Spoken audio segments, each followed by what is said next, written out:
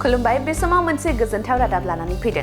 साननैनि हाबाफारि लानानै फैगौ 1 आरो 2 फेब्रुआरियाव तामुलपुराव खुंजागोन खुंगा 8थि बुरखां दिन्थिगासे थुनफावथाय बादायलायनाय।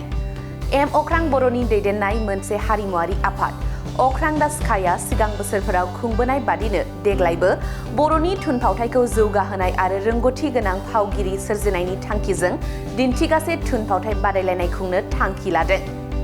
फैगौ फेब्रुआरि दाननि 1 आरो 2 अक्ट'आव साननैनि हाबाफारिजों तामुलपुर जिल्लानि बानगुरियाव थानाय सोरजिनि फुंखायाव बे 8थि बुरखां दिन्थिगासे थुनफावथाय बादायलायनायखौ खुंनाय जागोन।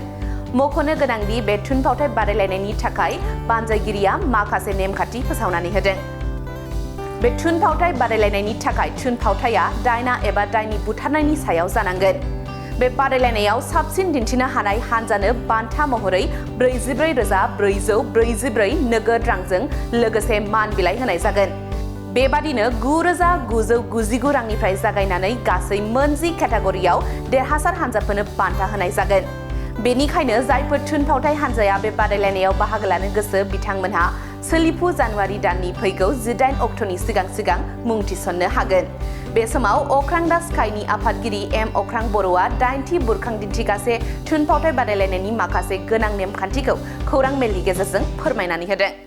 खुलुमबाय, आं एम अख्रां बर' आरो बिथाङा जोंसार ब्रह्म। जोङो नोंथांमोनखौ लिंहरदों जोंनि अख्रां दा स्काइ, जोंनि जा ससिय' कालचारेल अर्गानाइजेसन, बेनि बानजायनायाव बोसोरफ्रोमबो बुरखां वान प्ले कम्पिटिसन जों खुङो। नभेम्बर डिसेम्बर दानाव खुङोमोन। देग्लाय 8th एडिशन 2024आव, नाथाय जों मोननैसो एंगारहायै जाहोननि थाखाय 24आव खुंस्लाब हायासै। बेखौनो जोङो गोदानै खुंनो थाखाय दा थाम-थिम खालामदों। बेखौनो फोसावनो थाखाय जों दिनैनि बे नोंथांमोनखौ हांख्रायदों। 8th एडिशन माने खुंगा 8थि बुरखां वान प्ले कम्पिटिसन जों गोदान खालार लादों 1st and 2nd February. 1st and 2nd फेब्रुआरियाव बे साननैनि हाबाफारिजों जागोन। ओमफ्राय माबा रेजिस्ट्रेसन दङ, लास्ट डेट 18th जानुवारि लास्ट डेट माबानि, बेखौ आं नोंथांमोननो होगोन दाहाय। ओमफ्राय माबाया मा होनो बेखौ, नेमखान्थिफोराबो गासिबो बेहायनो दङ। आरो देग्लाय जोङो मोनफ्रोमबो एडिशनाव गोदान टपिक मोनसे होयो आरोखि। टपिकनि सायाव जायो कम्पिटिसना जेसेबां जायो। देग्लायनि टपिकआ जाहैबाय विच हान्टिं, दायनायानो एज आ हल बुजायो, खिन्थु जोंना एसे कनफिउजन जागोन। दायना दायनि होनदों जोङो, दायना दायनिनि बुथारनायनि सायाव आरोखि, खोमसि फोथायनाय बे दायना दायनि बुथारनायनि सायाव टपिकआ जेसेबां नाटक जायो बेनि सायाव जानांगोन नाटकफोरा। ओमफ्राय प्राइज मानि जि दङ, प्राइज मानिबो दङ नालाय। टटेल 1 2 3 4 5 6 7 8 9 10 10टा केटेगरियाव थायो बे।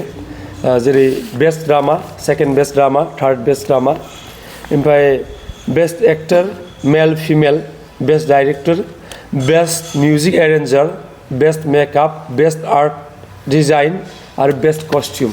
टटेल 10टा केटेगरि। ओमफ्राय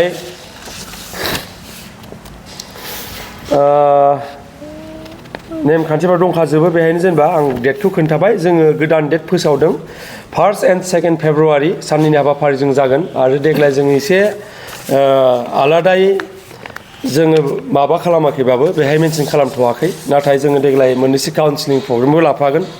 बायदि मैया फिसा माबानि सायाव, टपिकनि सायाव जों काउन्सिलिं प्रग्राम लागोन। सेसन थागोन, जोंनि गेजेराव आलासिफोर नुजाफैगोन बायदि बिथिङाव जायफ्रा जौगासार जादों प्रेक्टिकेलि। स' बिथांमोनखौ जोङो लिंगोन। बिदिनो ड्रामानि गेजेरावनो मोसानाय मुसुरनायबो जाखायो, नाथाय बिनि गेजेरावनो जों बबेखौबा आधा घन्टानि मोनसे सेसन लागोन, सोरबा सासे आलासिखौ लिंना लाबोनानै। आरो काउन्सिलिं प्रग्राम मोनसे जागोन, माबोरै ड्रामाया लाइभलिहुड माबोरै माबानो हायो, मानसिनो होनो हायो, जों मा लामाजों थांनांगौ बिनि सायाव सावरायनाय जागोन, काउन्सिलिं जागोन। आरो लाइफ इन्सुरेन्सफोरनि सायाव, जायफोर माने फिसा बाथ्रा नायनो थाङोबा नाथाय बिराद इम्परटेन्ट आरो। बेनो आङो बेखायनो जेसेबां थुनफावथायनि फारसे गोसो गुदुं बर' लाइमोनफोर दङ आरो दस्राफोरबो दङ, लाइमोन होनाबो खोथा गैया। गामि आफादानो जाथों, क्लाबानो जाथों, कलेज स्कुल ड्रामा ग्रुप जायखिजाया मानो जायफोरा गोसो दङ बिथांमोना जेन देग्लाय बे खुंगा 90 बुरखां वान प्ले कम्पिटिसनाव बाहागो लाफैयो आं बेखौ खावलायहरदों बयखौबो ओमफ्राय बयनिबो थाखाय फ्रि बे माबा अल आर वेलकाम बयबो फैनो हायो ओमफ्राय जों बेखौ मोजाङै खुंगोन देग्लाय आपडेट जाबाय थादों जोङो फैबाय थानाय समफोराव फोरमायबावगोन एसेनोसै थेंक इउ जायगाया जाहैबाय सोरजिनि फुंखा जों बेखौ नाम होदों जोंनि माने ड्रामा भिलेजनि नाम बे सोरजिनि फुंखा बानगुरि गामिनि नामा बानगुरि आन्डार तामुलपुर डिस्ट्रिक्ट तामुलपुर मेन टाउननिफ्राय 4-5 किल'मिटारनि डिस्टेन्सआव बे सोरजिनि फुंखाया दङ माने जोंनि आंनि गामियावनो आरो बे तामुलपुर डिस्ट्रिक्टआव गोलैयो आरो माबाफोर खोन्थानो बावदों नामा आं नेमखान्थिखौ एसे फोरमायना होनो सानदों नेमखान्थिया जाहैबाय थुनफावथायनि लावथाया 25 मिनिटनि खम आरो 35 मिनिटनि बारा जानो मोननाय नङा बिटुइन 25 to 35 जानांगोन लावथाया ओमफ्राय जौस्राङाव मोनसे बादायारि हान्जानिफ्राय